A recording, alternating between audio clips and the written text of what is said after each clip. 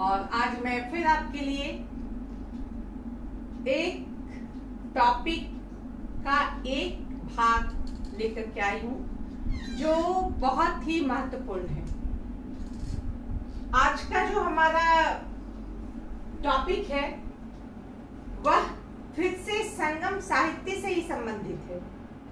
मैंने संगम साहित्य पर 3 वीडियो बनाया, इसको जोड़ने के बाद 3 वीडियो बनेगा हमारा, और ये तीनों वीडियो संगम काल को समझने में मेरे ख्याल से काफी सहायक होगा, क्योंकि संगम काल थोड़ा सा बच्चों के लिए, स्टूडेंट्स के लिए थोड़ा टेढ़ा लगता है।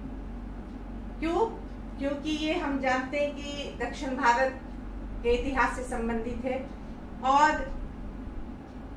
इसमें उत्तर भारत और दक्षिण भारत में जो अंतर है उसका दर्शन हमें यहाँ हो जाता है। लेकिन हमारी कोशिश है कि मैं इन्हें सहज और सरल तरीके से आपको बताऊं, क्योंकि संगम साहित्य प्राचीन भारत के इतिहास का एक महत्वपूर्ण टॉपिक है।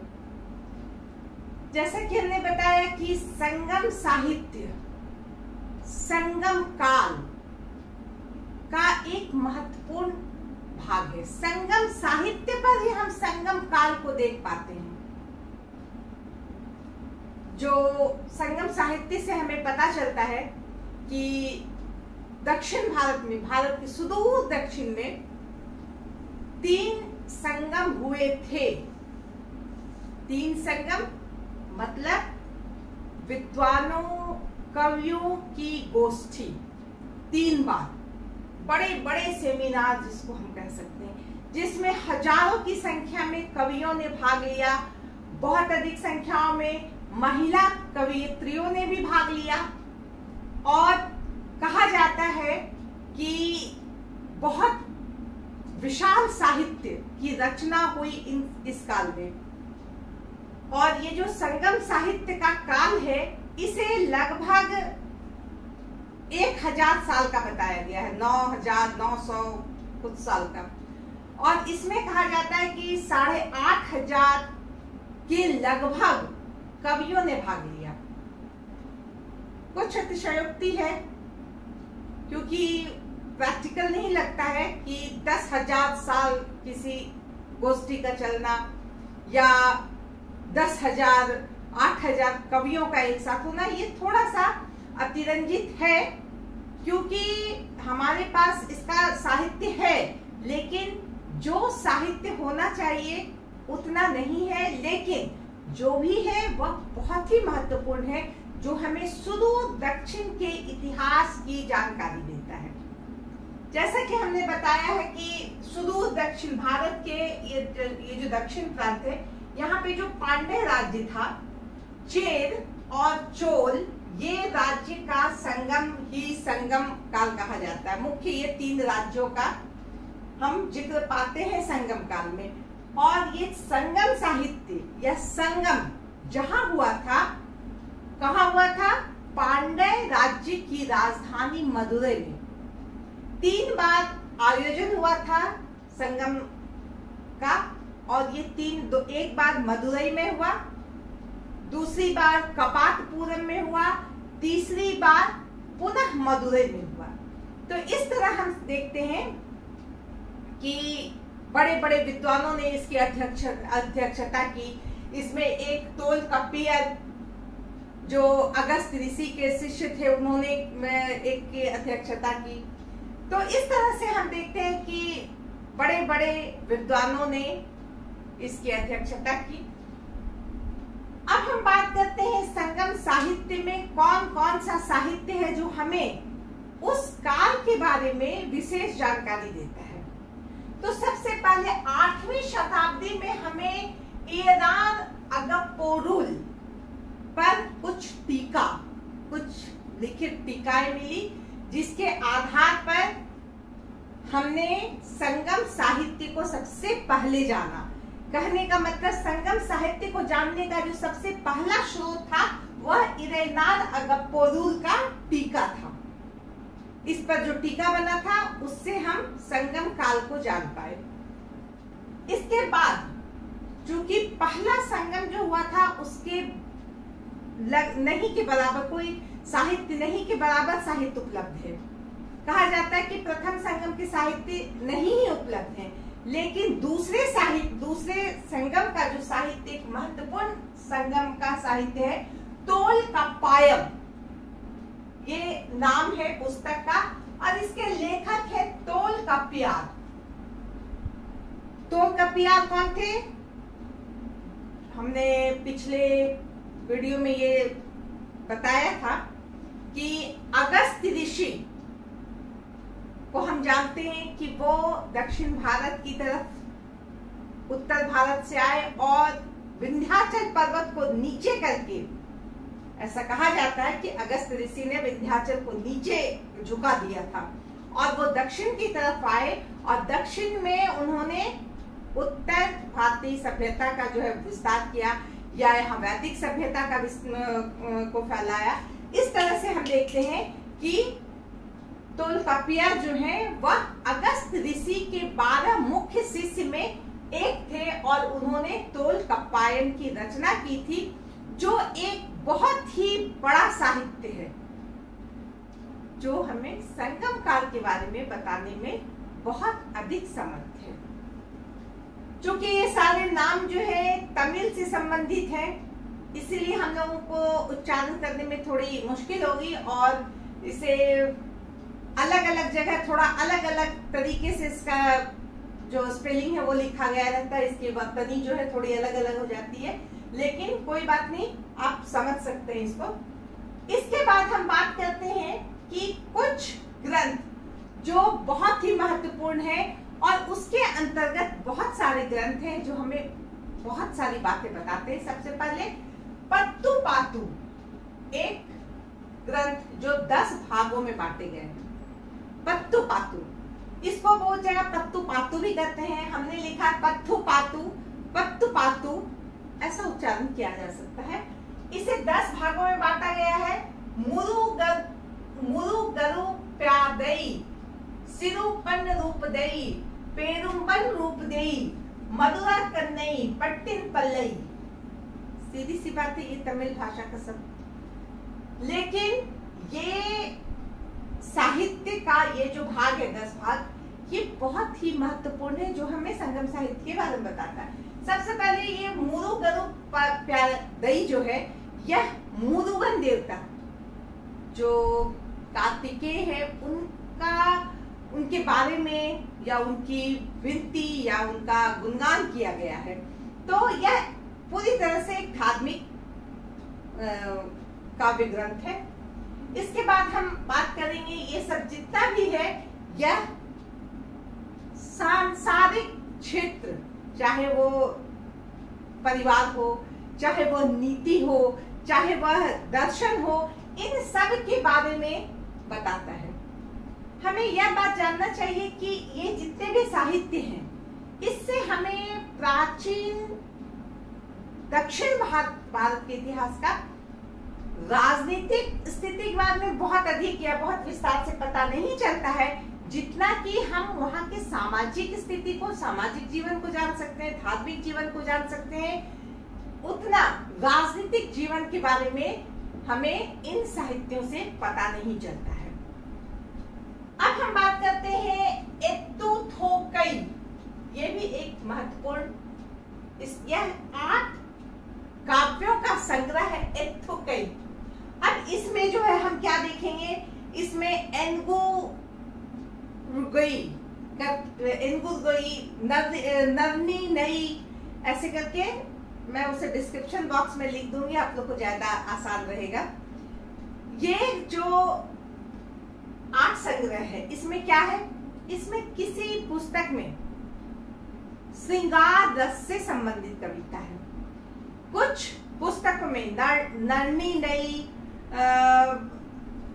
पुरु नरु, अन्नानुरु ऐसे ऐसे करके जो किताब है वह जो है किसी में श्रृंगार रस से संबंधित है, किसी में प्रेम संबंधी विषय से संबंधित है, कहीं राजाओं का गुणगान किया गया है, कहीं किसी देवताओं का गुणगान किया गया।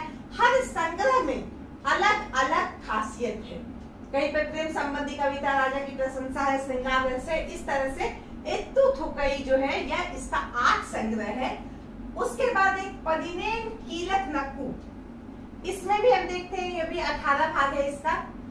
अब ये पत्थु पातु और एत्थु कई इसके जो भाग हैं, इसमें हम क्या देखते हैं कि कुछ 2 तरह की कविताएं हैं, एक अगम और एक पूरब। अगम कविताएं क्या है? वह छोटी छोटी कविताएं हैं जो प्रेम संबंधी या श्रृंगार संबंधी कविताएं हैं।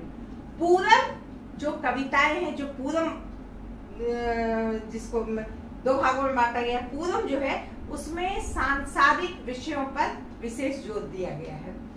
इसी तरह हम देखते हैं पदिनेन कीलक नक्कू, यह इसका 18 भाग है, इसमें छोटी छोटी कविता है, लेकिन यह भी बहुत महत्वपूर्ण है जो हमें संगम कालीन इतिहास के बारे में बृहद जानकारी देती है। वहां की सामाजिक स्थिति कैसी थी, महिलाओं की स्थिति कैसी थी, वहां पे श्रृंगार और प्रेम इसके बारे में क्या विचार था लोगों का, नीति संबंधी वहां पे क्या नियम कानून थे, महिलाओं के लिए क्या नियम कानून थे, पुरुषों के लिए क्या कानून थे, किस तरह से लोग शिक्षा लेते थे, किस तरह से लोग सामाजिक कार्यक्रम में भाग लेते थे, इन सब का वर्णन है। और हम देखते हैं ये जितने भी हमने ये नाम लिया, ये सारे काव्य ग्रंथ हैं और इन सभी काव्य के अंदर हमने बताया कि बहुत सारी कविताएं हैं। इन कविताओं के नीचे एक टिप्पणी भी लिखी हुई है। किसने इस कविता को लिखा है, किस प्रसंग में लिखा है, किस समय लिखा है, क्यों लिखा है, ये जो है ये बहुत ही महत्वपूर्ण है। इतिहास के दृष्टिकोण से हम देखें तो किसने लिखा है, हम देख सकते हैं कि लिखने वाले कहां से आ रहे हैं, किस कैटेगरी के हैं, क्या इनका विचार है। दूसरी तरफ कब लिखा गया है, हम समय का निर्धारण कर सकते हैं। हम यह देख सकते हैं कि किस तरह की सोच से उस समय का समाज गुजर रहा था। तो इस तरह से ये सारे ग्रंथ जो हैं बहुत ही महत्वपूर्ण है। क्यों? संगम काल के इतिहास को जानने के लिए। इसके अलावा हम ये 3 महत्वपूर्ण ग्रंथ की बात करेंगे जिसे आप याद रखिएगा। ये एक प्रकार के महाकाव्य हैं। महाकाव्य, बहुत बड़ा काव्य। बहुत बार जो ग्रीक महाकाव्य है इलियड और ओडिसी से इसकी रचना की तुलना की गई है कि उस तरह उस कैटेगरी की ये है। तो ये जो महाकाव्य है इसमें पहला है शिल्पादिकारम। शिल्पादिकारम, शिल्पादिकारम ये भी लिखा जाता है, कहीं कहीं आप देखें शिल्पादिकारम भी लिखा जाता है। इसके जो लेखक है वो इलग्गो वडिगल थे। इन्होंने ये जो पुस्तक लिखी है, कहा जाता है कि ये जो चोल राजा थे करिकाल, उनके पोते ने इस पुस्तक को लिखा है और इसमें एक राजा का वर्णन है, कोवलम जिसका नाम है, जिसने अपनी पत्नी की उपेक्षा करके एक नर्तकी से विवाह कर लिया। जो उनकी पत्नी थी कण्णगी, वह उससे नाराज होकर के चली गई और अंततः जो है कोवलम को सजा मिलता है, पांडे राजा के द्वारा उसको सजा मिलती है और कण्णगी जो है वह एक देवी के रूप में उसके बाद वो उसका स्थान उसको मिल जाता है। कहा जाता है कि जो कण्णगी देवी है यह सती या सतीत्व की देवी है।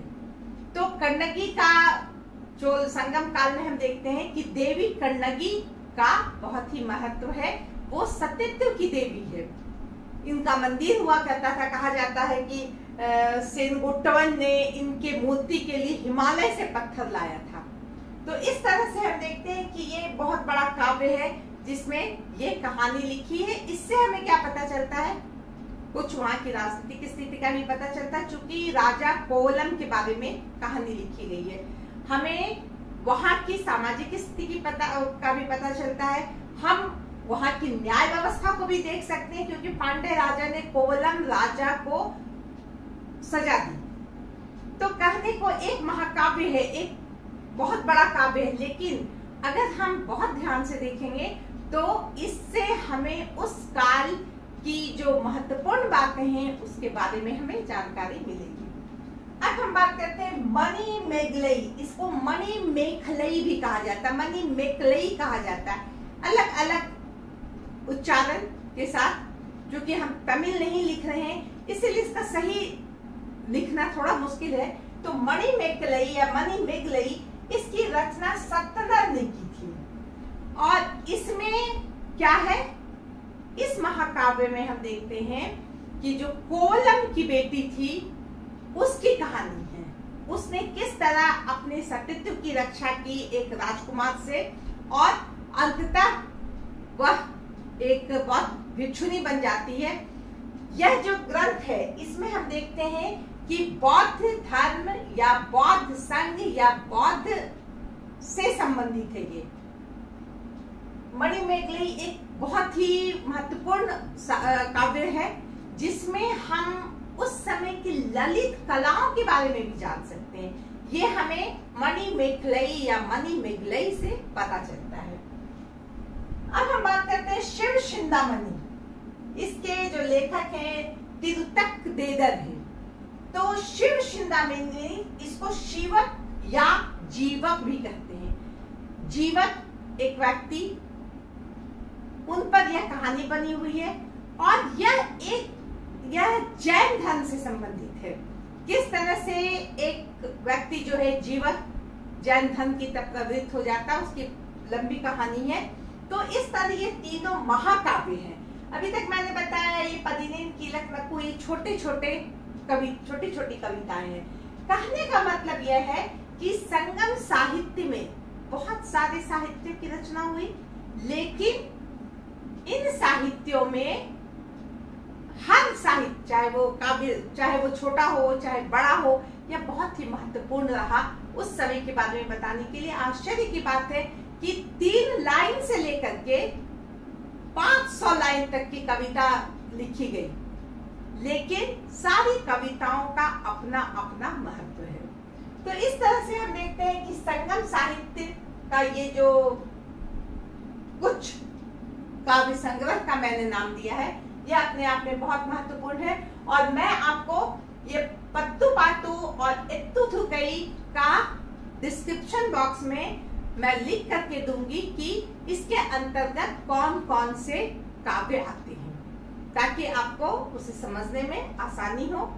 और इसके साथ ही मैं आज संगम साहित्य को यहाँ पे समाप्त करती हूँ। धन्यवाद।